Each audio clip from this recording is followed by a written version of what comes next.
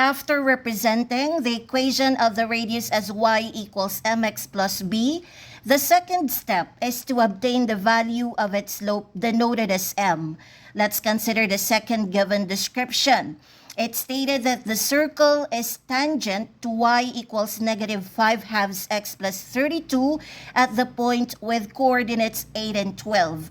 Based on tangent radius theorem, if a line is tangent to a circle, the tangent line is perpendicular to the radius at the point of tangency. That means the product of the slope of the tangent and the slope of the radius is negative 1.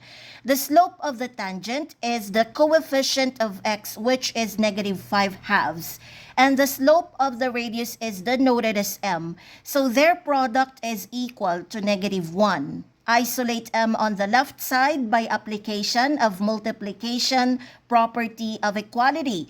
Multiply both sides of this equation by the reciprocal of the coefficient of m, which is negative 2/5. The product of reciprocals is 1. 1 times m equals m. The product of negative 1 and negative 2/5 is 2/5. So this equation of the radius becomes y equals 2/5 x plus b.